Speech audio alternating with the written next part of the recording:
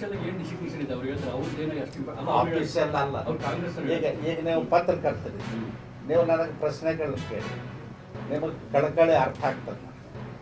ಆ ರೀತಿ ಸಾಮಾಜಿಕ ಕಳಕಳಿ ಕಾಳಜಿಯಿಂದ ಮಾಡ್ತಕ್ಕಂಥದ್ದು. ಅಂದ್ರೆ ಅವ್ರು ಹೇಳೋದು ಸಂವಿಧಾನ ಜಾರಿ ಬಂದು ಇತ್ತೀಚೆಗಂತ ಒಂದು ಹೇಳಿದ್ರು ಅದು ವಿಷಯ ಬೇರೆ ಮಿಕ್ಸ್ ಮಾಡೋದು ಬೇರೆ, ಇಷ್ಟಕ್ಕೆ ಸೀಮಿತ ಆಗ್ಬೇಕಂತ ಮಾಡಿದ್ವಿ.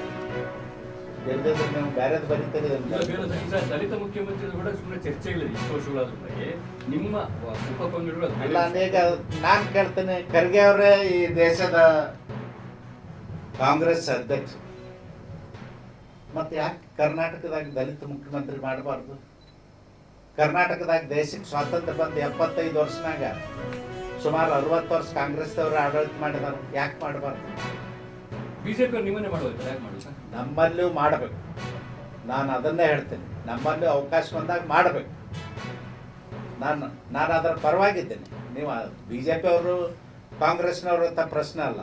ಯಾರೇ ಇದ್ರು ಸಂವಿಧಾನದ ಆಶಯಕ್ಕೆ ಅನುಗುಣವಾಗಿ ಆಡಳಿತ ಮಾಡಿ ಮೇಲೆ ಎತ್ತಕ್ಕಂಥ ಕೆಲಸ ಮಾಡಿ ಎಲ್ಲ ಜಾತಿ ಜನಾಂಗದವ್ರಿಗೆ ಗೌರವ ಕೊಡ್ತಕ್ಕಂಥ ಕೆಲಸ ಮಾಡಿ ಅಂತ ಹೇಳೋದು ನಾನು ಎಲ್ಲ ವೇದಿಕೆ ಒಳಗೂ ಹೇಳ್ತೇನೆ.